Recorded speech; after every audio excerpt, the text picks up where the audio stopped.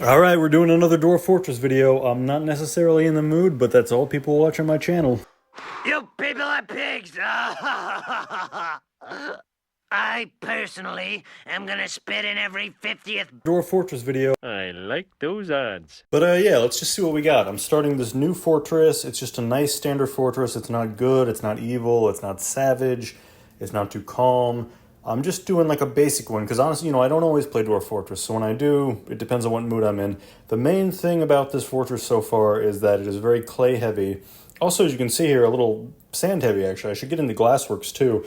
So far, I've just been making lots of clay stuff. Clay is really underrated, I have to say, because you can make statues out of it and you can make crafts. When you make crafts are so critical to happiness because it makes a whole bunch of random things. It'll make scepters, it'll make bracelets, it'll make earrings, dolls, toys, it'll make all kinds of things that dwarves will then claim and be happy because they have a nice little possession. Statues likewise, if they walk by a statue that's nice, it improves their mood. You can see I haven't been hacking the happiness in this fortress. They're all really, really happy. They don't even have bedrooms or dining room tables. They don't have anything, but what they do have is they have a really nice natural aquifer. So every day when they're walking through their work, they have to get a little waterfall therapy. And they have clay crafts and they have clay statues.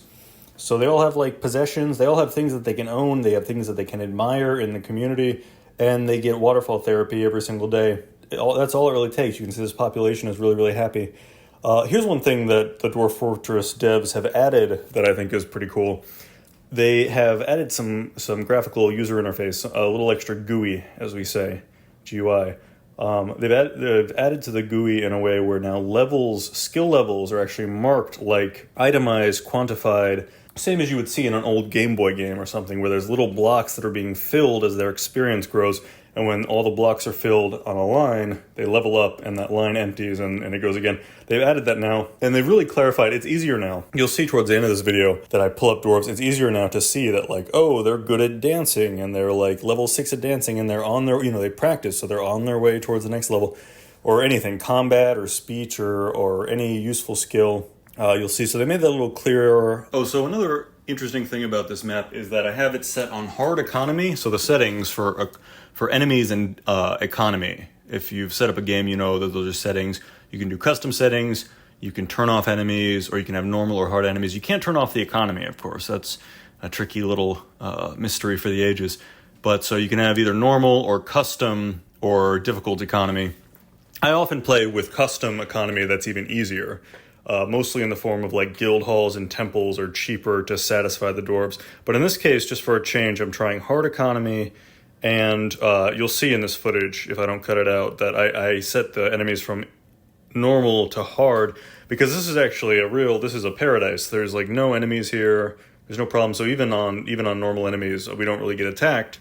But so I am playing on hard economy, and the main thing about hard economy is just that, yeah, like guild halls and temples and other things require more. And there may be other things. Leave in the comments if I've left anything out. I don't know if the traders come less often or anything like that, but to my knowledge, hard economy just means that like guild halls and temples and things where the dwarves will ask for something, and then if it's not nice enough, they won't be satisfied, and if it is nice enough, they'll be like, great, this is nice. So, places where you have to put nice chairs and tables and statues and smooth the floor and all the same rules as like making a dining room table or a bedroom, but for meeting areas, those are made harder. That, to my understanding, that's what hard economy is. Correct me if I'm wrong in the comments. Oh, all right, here's something. So my fortress finally got big enough, and now they're asking for guild halls, and I can say that I do really notice the difference.